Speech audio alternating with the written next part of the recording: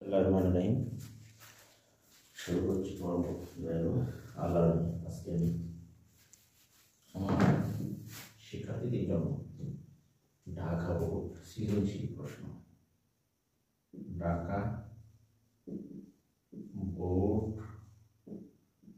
2020 সৃজনশীল প্রশ্ন অধ্যায় 3 এর আলোকে দেখো দেওয়া আছে উদ্দীপক যেমন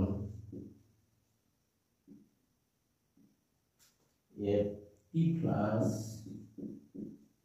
q root 3 p square minus q square equal to root over 6 এবং এ সমান যে আছে তোমার y to the power 4 plus 1 by y to the power 4 সৃজনশীল প্রশ্ন দেখো ক উৎপাদক বিশ্লেষণ করো উৎপাদকে বিশ্লেষণ করো তাহলে দেখো 4x square minus 12xy plus 9y square minus 16z square খ নম্বরে দেখো প্রমাণ করো যে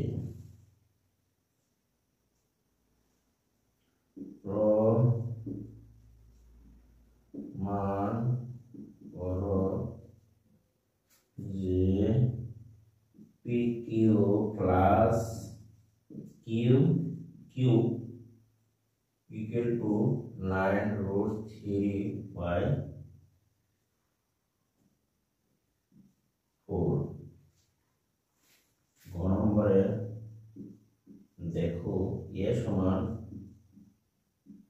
m to the power 4 plus 4 m square plus 2 হলে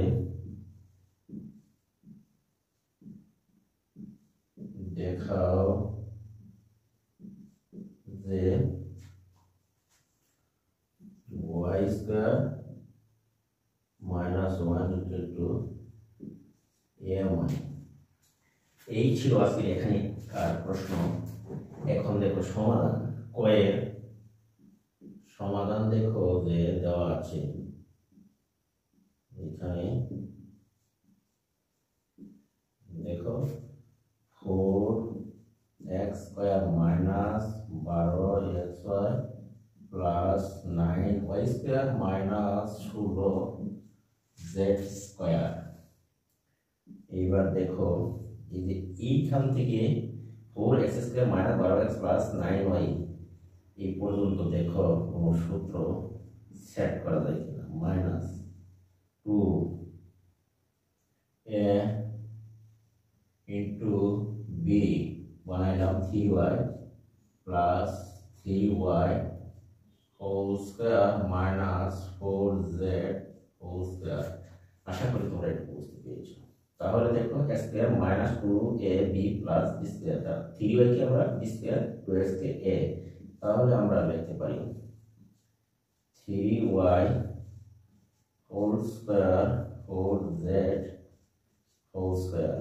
আশা করি তোমরা এটা বুঝতে পেরেছো এখন এটুকু a আর এটুকুকে তোমরা b ধরো তাহলে a square minus b square এর সূত্র পরে তাহলে a plus b এইটুকু আবার লিখতে পারি 3a minus b আশা করি শিক্ষার্থীরা তোমরা এটুকু বুঝতে পেরেছো এক নম্বর প্রশ্নটির সমাধান ছিল এখানে উৎপাদকে বিশ্লেষণ করো এখানকার উত্তর এখানে পর্যন্ত আশা করি তোমরা এটুকু বুঝতে পেরেছো যে নির্ণয় উৎপাদক হবে যদি তোমরা পূর্ণাঙ্গ লেখো তাহলে লিখবে যে ওদের নির্ণয়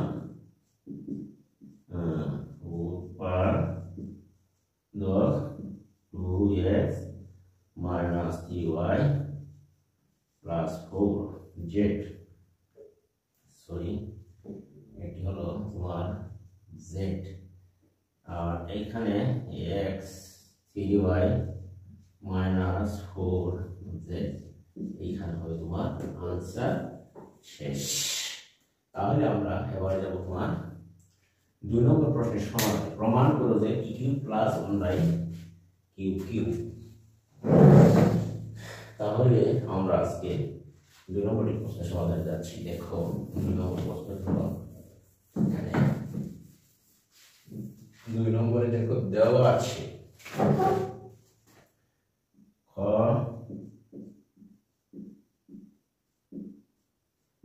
এখানে তোমার দেওয়া আছে p প্লাস দেখো p plus q equal to √3 এবং দেওয়া আছে p square minus q square equal two √6। তাহলে আমরা লিখতে পারি দেখো a square minus b square সূত্র অনুসারে লেখা যায় √6 বা p প্লাস এর মান তোমার √3। তাহলে আমরা লিখতে পারি দেখো এটুকু ভেঙে আবার লেখা যায় √6 এ লেখা যায় √3 ইনটু √2 বা p মাইনাস q আমরা যদি ভাগ দিই √3 ডট √2 বাই √3 তাহলে কাটাকাটি যায়, এখানে থাকছে তোমার √2। আশা করি তোমরা এটা বুঝতে পেরেছ। এবার আমরা যাব 2 নম্বর প্রশ্নের সমাধানে। দেখো যে 2 নম্বর প্রশ্নটি p cube plus a cube এখানে দেওয়া আছে। তাহলে p cube plus a cube এখানে আমরা যাব, এখানে থেকে আমাদের প্রয়োজন হচ্ছে তোমার আমরা আবার জানি যে আবার দেখো আবার লেখা যায় যে p plus q whole square equal to p minus q whole square plus 4ab 4ab তার মানে p q লিখতে পারি আমরা। হ্যাঁ, আশা করি শিক্ষার্থীরা তোমরা একটু বুঝতে পেরেছো। তাহলে আমরা লিখতে পারি যে এটুকুর মান হলো তোমার √3 হোল স্কয়ার আর এটুকুর মান হচ্ছে √2, তাহলে হোল স্কয়ার 4pq। আশা করি তোমরা এটা বুঝতে পেরেছো। এখানে 3 আর 2 4pq। তাহলে আমরা যদি অল সাইড পরিবর্তন করি এদিকে নিয়ে আসি 4pq প্লাস 2 অল সাইড পরিবর্তন করলে ব্যাপারটি দাঁড়ায় 4pq 3 মাইনাস 2। তাহলে এখানে থাকলো অবশিষ্ট 1 আর 4pq। আশা করি তোমরা এইটুকু বুঝতে পেরেছ।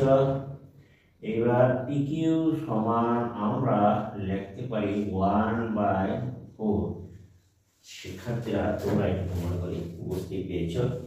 এখন আমি যাব, দেখো এখন যাব এইখানে দেখো দেখো এখন আমরা যাব লেফট হ্যান্ড সাইড। দেখো এই লেফট হ্যান্ড সাইড সমান আমরা লিখতে পারি p plus q plus q cube, তাহলে a cube plus b cube a plus b whole cube minus 3p cube into p plus q। তাহলে আমরা p প্লাস q এর মান হচ্ছে তোমার √3, এর উপরে হবে কিউব আর এটুকু হচ্ছে তোমার 3 ইনটু টি,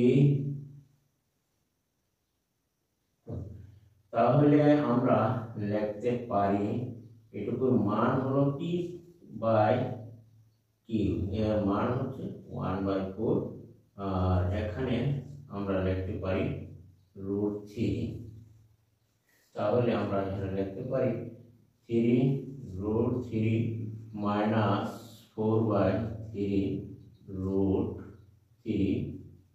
এখন আমরা যদি লসাগু করি দেখো, তাহলে 4 3 4 12 √3 মাইনাস 3√3। আশা করি তোমরা একটু বুঝতে পেরেছো। এখানে লসাগু করেছি আমরা। এইবার দেখো 4, তাহলে 12টা √3 থেকে 3টা চলে গেলে থাকছে তোমার অবশিষ্ট 9টা √3। এইটুকু সমান আমরা লিখতে পারি রাইট হ্যান্ড সাইড। সুতরাং আমরা লিখতে পারি লেফট হ্যান্ড সাইড সমান ওই রাইট হ্যান্ড সাইড শুড।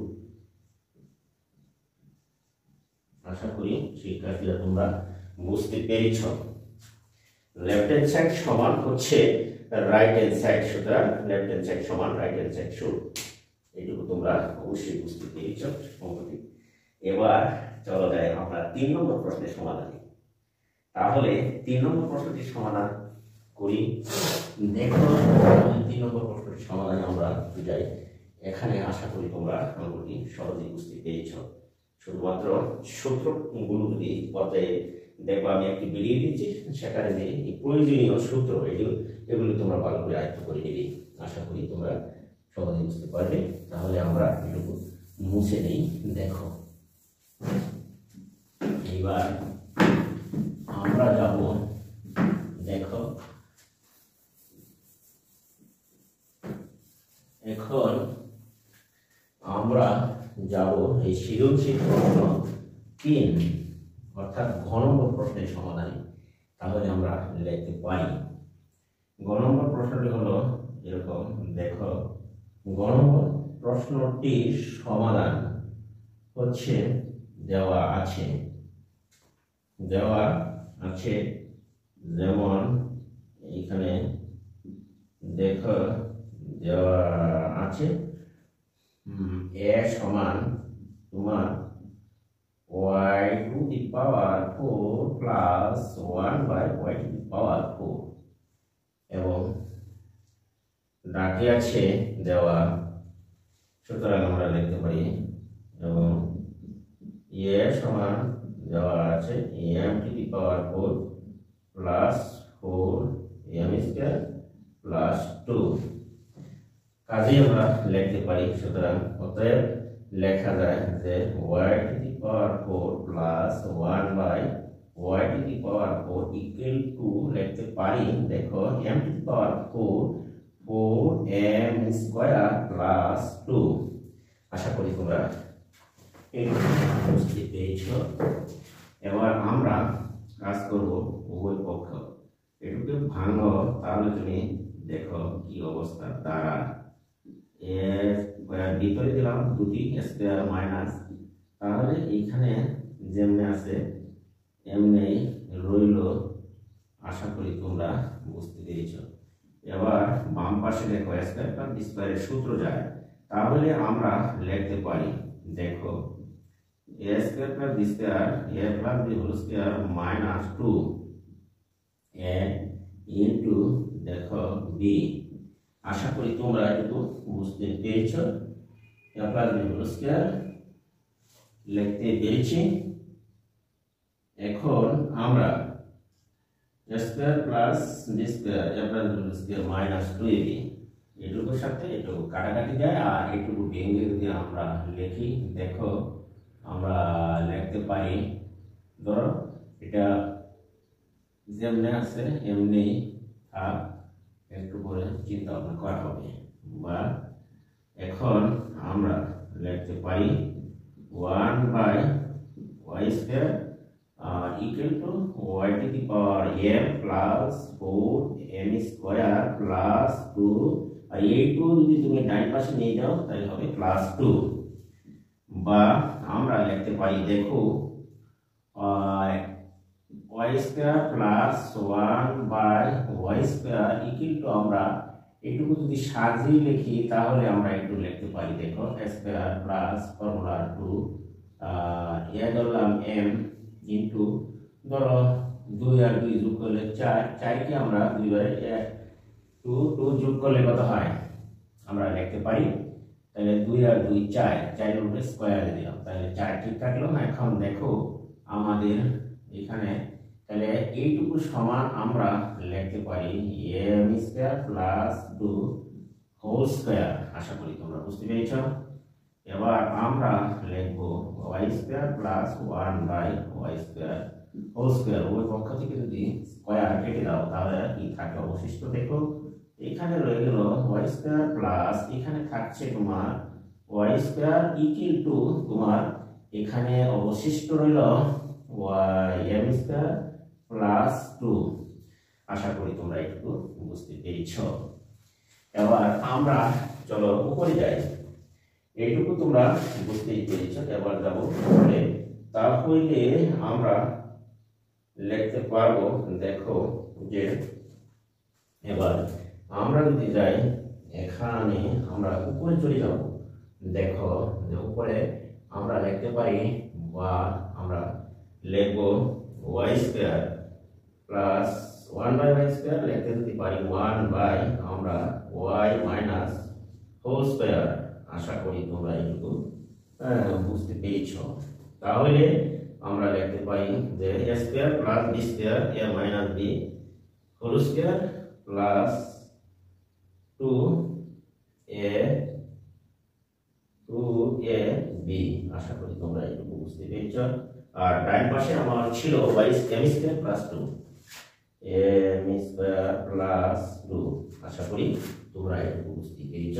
তাহলে y minus 1 by y whole square একটু কাটে, এখানে থাকছে তোমার 2, তাহলে m স্কয়ার প্লাস 2 বা এখন আমরা যদি লিখি y minus 1 by y whole square equal to m square plus 2, আর এই 2 যদি ধানে নিয়ে যাও তাহলে মাইনাস হবে 2। আশা করি তোমরা একটু বুঝতে পেরেছ। বা আমরা যদি লিখি, দেখো y minus 1 by y whole square, এখানে তাহলে 2 থেকে 2 গেলে থাকে অনলি m স্কয়ার, বা উভয় পক্ষ যদি আমরা বর্গমূল নেই তাহলে কাটা যায়, সূচকের নিয়ম অনুসারে যদি জায়গা নিতে পারো তাহলে y ইকুয়াল টু m, বা এখন যদি আমরা এখানে রসাগু করি তাহলে y square minus 1 y equal to তোমার পয়লা m, বা আমরা যদি এইটুকু লিখি, দেখো বা দ্বারা y স্কয়ার সমান মাইনাস 1 ইকুয়াল টু my। আশা করি তোমরা কিন্তু বুঝতে পেরেছ। তাহলে আমাকে দেখাতে বলা হয়েছিল যে y square minus 1 equal to my দেখানো হলো। শুট আমরা লিখতে পারি। এই ছিল আজকে এই 2020 সালে এসেছে পরীক্ষায় ঢাকা বোর্ড এই সৃজনশীল প্রশ্নটি 3 নম্বর অধ্যায় অর্থাৎ মান নির্ণয়ের অধ্যায় থেকে এসেছিল। আশা করি প্রিয় শিক্ষার্থীরা তোমরা অঙ্কটি বুঝতে পেরেছ এবং আমার ভিডিওটি তোমাদের কাছে ভালো লাগে তাহলে আমার চ্যানেলটিকে সাবস্ক্রাইব করবা এবং পাশে থাকা বেল আইকনটি বাজিয়ে দিবা, এবং যদি কোনো কমেন্ট বা মন্তব্য থাকে তাহলে কমেন্ট বক্সে কমেন্ট লিখে পাঠিয়ে দিবা। আর ভিডিওটি বন্ধু বান্ধবদের কাছে শেয়ার করে দিবা এবং ভিডিওটিতে একটি লাইক ও কমেন্ট করে দিবা অবশ্যই। আশা করি আজকে আমি এখান থেকে বিদায় নিচ্ছি। আল্লাহ হাফেজ। সকলেই ভালো থাকো এবং সুস্থ থাকো।